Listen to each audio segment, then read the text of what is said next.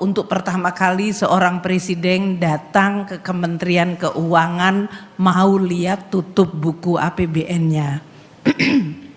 Mungkin beliau juga ingin lihat berapa uang akhirnya yang ada di sana gitu. Namun kunjungan beliau itu luar biasa karena itu adalah kunjungan kerja, bukan kunjungan seremonial. Saya berharap pesan dari Bapak Presiden yang sudah sering disampaikan dan terutama untuk komunitas sektor jasa keuangan juga bisa memiliki gelombang yang sama dengan pemerintah. Kita harus terus peka terhadap kesejahteraan seluruh rakyat Indonesia.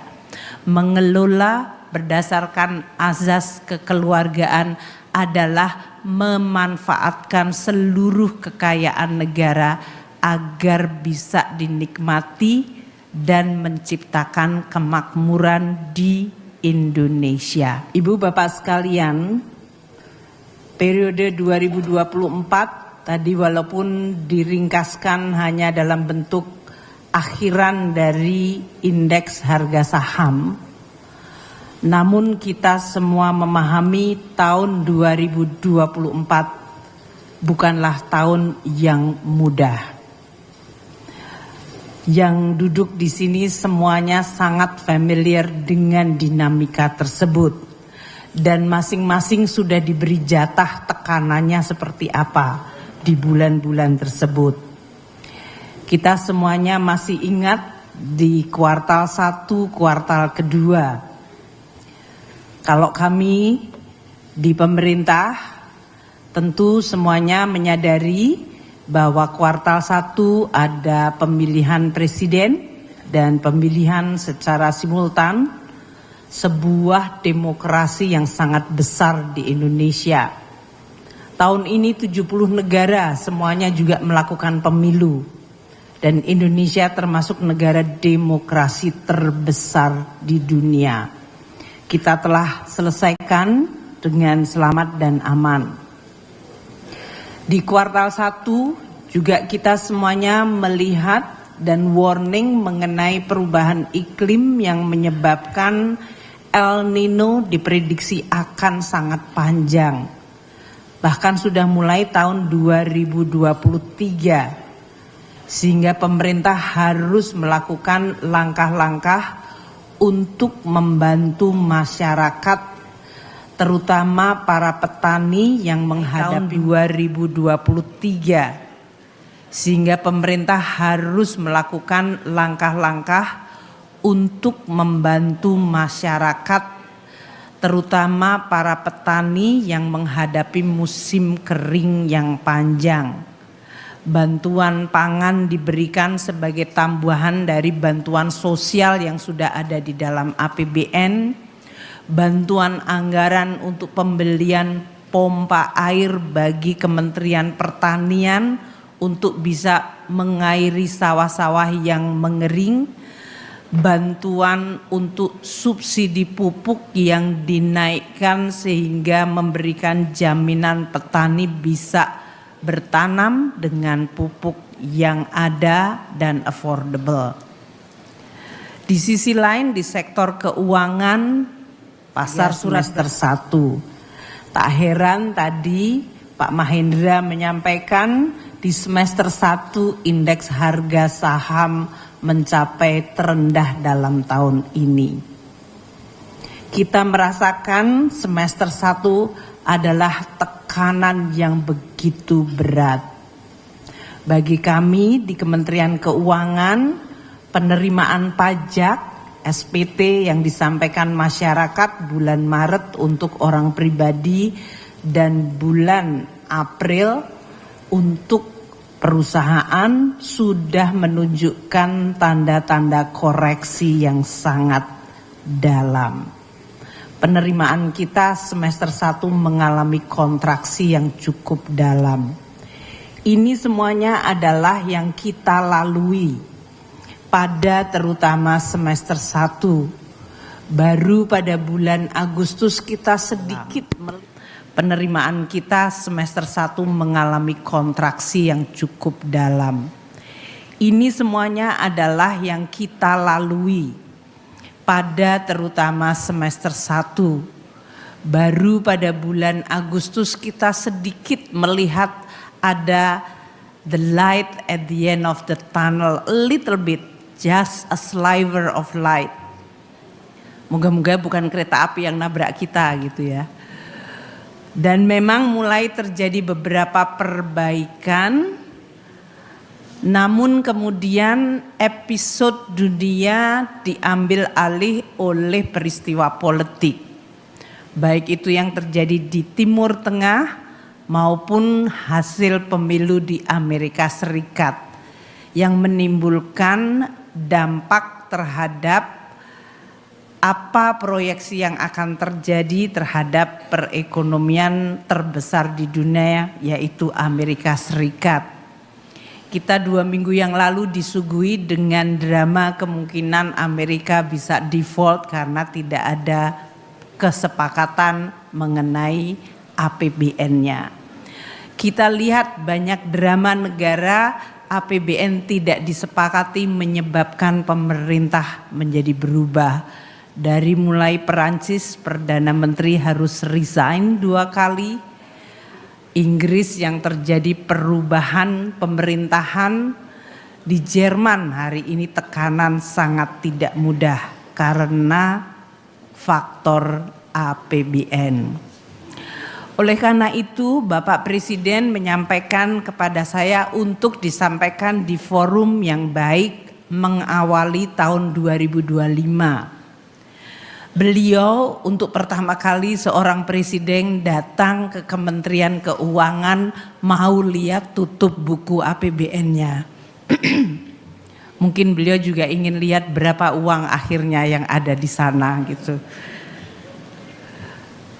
Namun kunjungan beliau itu luar biasa karena itu adalah kunjungan kerja, bukan kunjungan seremonial.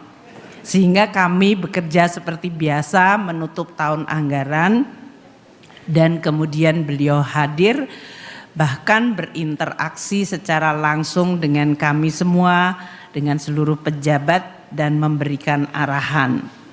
Tentunya karena itu adalah sekitar jam 4 sore hingga maghrib, kami menyampaikan kepada Bapak Presiden situasi pelaksanaan APBN 2024. Dan saya diminta Presiden untuk menyampaikan agar kabar yang saya sampaikan kepada Presiden atau laporan yang kami sampaikan kepada Presiden bisa di-share sedikit karena kabarnya baik.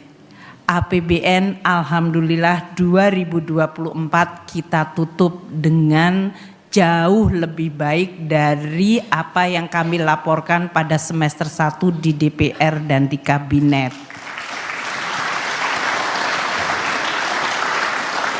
Penerimaan negara yang tadi saya sampaikan di semester 1 mengalami tekanan dan kontraksi luar biasa, di semester 2 sudah mulai pulih. Dan pada akhir tahun bahkan masih tumbuh meskipun tidak tinggi tapi cukup decent untuk situasi yang begitu tidak mudah. Tumbuh dari tahun lalu meskipun tidak tercapai target karena target 2024 waktu itu dibuat cukup tinggi.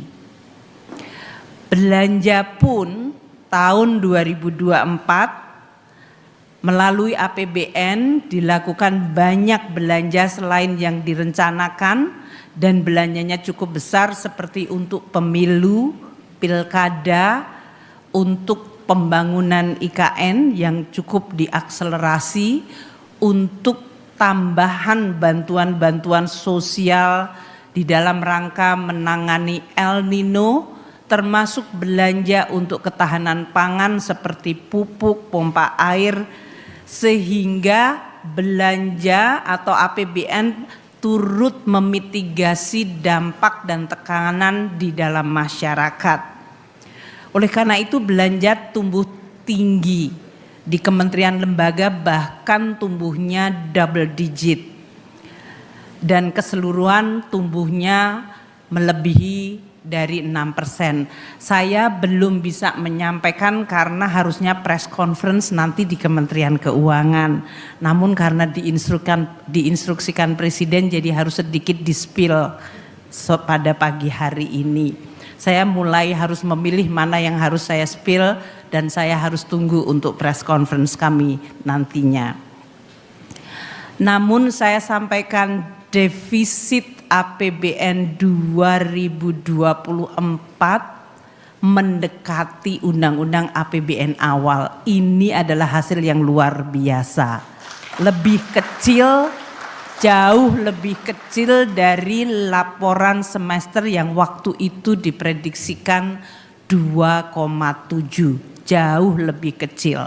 Artinya APBN kita tutup di tahun 2024 dengan relatif sehat, aman, dan itu menjadi bekal yang kuat untuk memasuki 2025. Kami memahami bahwa mengelola ekonomi bukan tanggung jawab satu institusi apalagi satu orang. Oleh karena itu pemerintah berterima kasih kepada seluruh komponen Bank Indonesia, OJK, LPS, dan kami sendiri di kabinet. Terima kasih Pak Rosan dan Pak Budi untuk hadir pada pagi hari ini untuk menunjukkan spirit yang selalu Bapak Presiden sampaikan. Bangsa yang ingin maju adalah bangsa yang mampu menjaga persatuan dan kesatuan. Tidak ada bangsa maju kalau konflik terjadi terus-menerus, baik di level elit maupun di level akar rumput. Di dalam hal ini, saya mengulangi lagi apa yang disampaikan Bapak Presiden pada malam di Bank Indonesia. Sinergi adalah keharusan. Sinergi bagi kita semua, pemerintah dan juga seluruh komponen kementerian, lembaga dan lembaga-lembaga terutama di bidang jasa keuangan. Tadi telah disampaikan oleh Pak Mahendra 4 request. Saya tadi screenshot untuk itu supaya saya bisa merespons langsung gitu kan, karena saya diminta mewakili Presiden. Permohonan dukungan kepada pemerintah untuk pasar modal Indonesia. 1. Penyempurnaan kerangka pengaturan di sektor keuangan dan penyelesaian produk turunan Undang-Undang P2SK. Yuk kita selesaikan Pak Mahendra sama-sama. Kan sudah sebagian ya Pak ya. Ya, kita targetan. Ini tokohnya ada di sini juga. Ada Pak Gubernur, ada Pak Mahendra, ada Pak Yudi Purbaya, dan juga kementerian lembaga lain di lingkungan kementerian yang ada.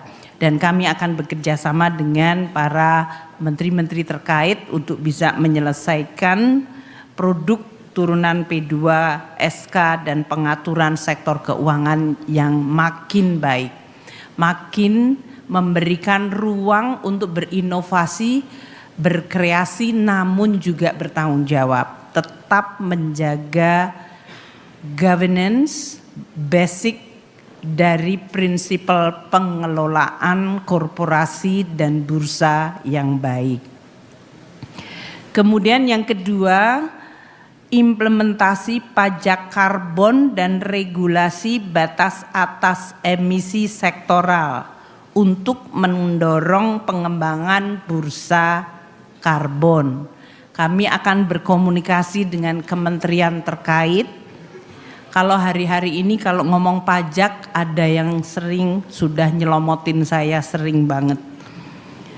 Jadi kami akan terus berkoordinasi dengan para menteri terkait dan lembaga terkait, terutama dengan Kementerian Perdagangan, karena tadinya juga dalam hal ini kita terus akan memperkuat, termasuk berbagai instansi seperti Kementerian ESDM dan bahkan transportasi. Yang ketiga yang diminta oleh Pak Mahendra atas nama seluruh pelaku pasar modal Indonesia yaitu dukungan paket kebijakan insentif dan stimulus termasuk kebijakan perpajakan untuk pengembangan sektor prioritas. Kemarin Bapak Presiden telah mengumumkan waktu berada di Kementerian Keuangan bahwa untuk pelaksanaan Undang-Undang HPP PPN 11% atau dalam hal ini penghitungan pembebanan PPN tidak berubah. Jadi itu adalah sebetulnya implisit karena di dalam Undang-Undang APBN tadinya sudah diamanatkan, itu implisit mengurangi beban yang nyata bagi masyarakat. Namun di sisi lain pemerintah dalam hal ini Presiden telah meminta kita mengumumkan paket stimulus. Sebetulnya tadinya sebagai bentuk untuk mengurangi dampak dari penerapan Undang-Undang HPP tersebut, yaitu kenaikan PPN 11 ke 12. Meskipun PPN-nya tidak jadi naik dan hanya naik untuk very selected item, paket stimulusnya tidak ditarik Pak Mahendra. Jadi dalam hal ini kami tetap memberikan tadi stimulus. Kalau tadi dia permintaannya adalah sektor, yang jelas di sini sektor properti, perumahan kita berikan untuk pajak penjualannya untuk sampai dengan 2 miliar 100% dan untuk 5 miliar harga rumah 2 miliar pertama ditanggung pemerintah. Dan untuk semester kedua sliding menjadi 50%. Sektor otomotif kita telah sampaikan insentif untuk PPN-nya juga dan termasuk untuk kendaraan hybrid, kendaraan listrik dan kendaraan hybrid. Untuk UMKM, kalau UMKM omsetnya di bawah 500 juta per tahun tidak membayar PPh dan sampai dengan 4,8 miliar PPh final 0,5%. Kami juga memberikan dukungan untuk masyarakat banyak, diskon listrik 50% untuk pelanggan di bawah 2.200 VA. Itu artinya sudah hampir 94% seluruh pelanggan di Republik Indonesia mendapatkan diskon. Termasuk untuk para pekerja, untuk gaji 10 juta pertama dibayar pemerintah pajaknya dalam jangka tertentu. Itu semuanya tujuannya agar masyarakat, para pekerja, kelompok miskin yang diberikan bantuan beras 10 kilo per bulan 16 juta kelompok keluarga itu mendapatkan tadi stimulus, sementara untuk properti dan juga sektor otomotif dan UMKM juga diberikan dukungan. Kami masih memberikan dukungan untuk industri padat karya, yaitu mereka yang akan melakukan revitalisasi modalnya akan diberikan pinjaman dengan bunga subsidi bunga 5%. Ini semuanya adalah permintaannya Pak Mahendra yang disampaikan tanggal 2 tapi kami sudah down payment diumumkan Desember lalu. Tentu kita semua berharap spirit yang positif terus kita jaga. Karena sangat mudah spirit yang positif, sinergi dan terus saling mendukung sangat mudah menguap apabila dunia dan terutama jagat maya diisi oleh hal-hal yang sifatnya toksik. Jadi aku mohon supaya kita semuanya terus menjaga di awal tahun kebersihan berpikir, kebersihan hati, dan keinginan untuk terus bekerja sama. Untuk kemudian menjaga Indonesia, merawat Indonesia, membangun Indonesia, melindungi Indonesia dari berbagai kemungkinan guncangan. Karena seperti tadi disampaikan, tahun 2025 kita masih akan dihadapkan terus-menerus ketidakpastian geopolitik yang akan terus terjadi, yang berimbas kepada ekonomi. Kita juga sudah melihat banyak negara, terutama bahkan yang disebut G7. G7 itu adalah negara terkaya yang open, yang menjadi satu grup powerful. Hampir semua G7 sekarang menghadapi situasi politik dan ekonominya tidak baik. Jadi ini pasti memberikan imbas kepada seluruh dunia. Permintaan Pak Mahendra terakhir, dukungan kementerian, lembaga dan seluruh pemangku kepentingan dalam program pendalaman pasar. Ini juga kami lakukan. Kami terus terbuka untuk ide-ide yang lain. Masyarakat tadi disampaikan oleh Pak Mahendra, jumlah yang sudah berpartisipasi di pasar saham atau bursa efek itu masih relatif kecil. Maka edukasi dan terus literasi terus ditingkatkan. Namun kita, mungkin Pak Mahendra, saya terus harus berinovasi, mendorong instrumen-instrumen yang jauh lebih affordable untuk masyarakat kecil bisa berpartisipasi.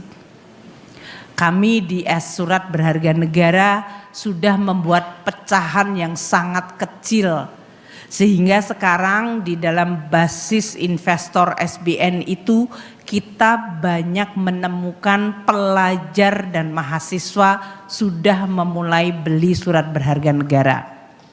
Itu positif untuk kita semuanya. Saya berharap demikian juga dengan saham. Dulu waktu saya dan Pak Mahendra, Pak Peri masih remaja, kami masih mahasiswa, kita mulai diajari mengenai bursa efek Indonesia, paham mengenai jual beli saham.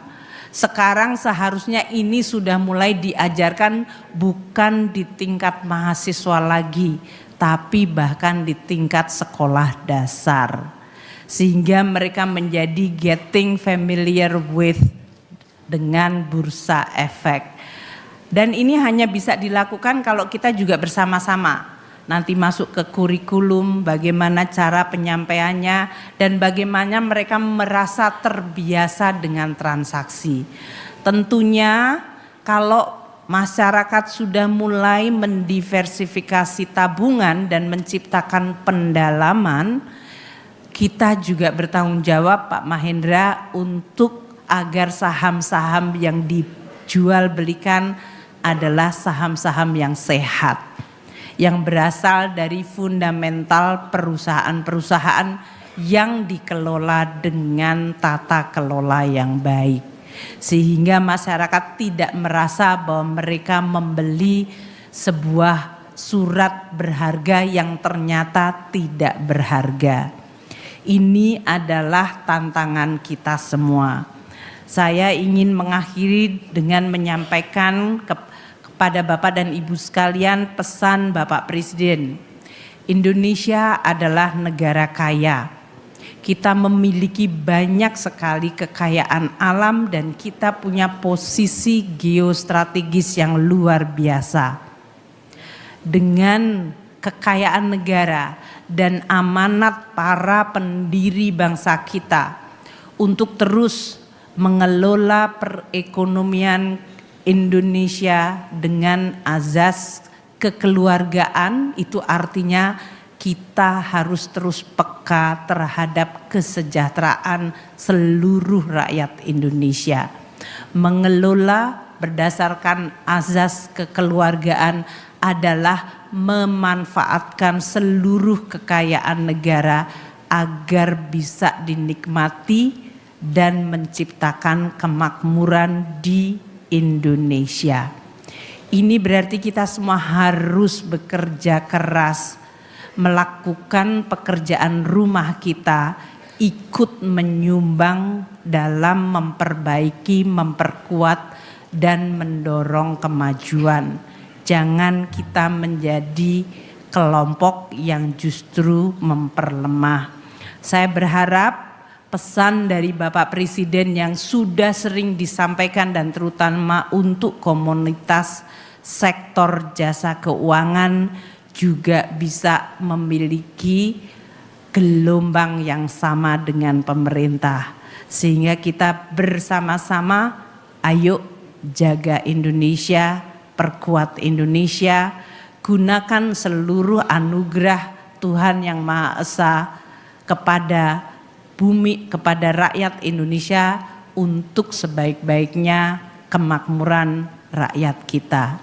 Terima kasih, selamat kepada seluruh pelaku Bursa Efek Indonesia. Semoga tahun 2025 Anda akan continue hijau seperti ini sampai akhir tahun nanti.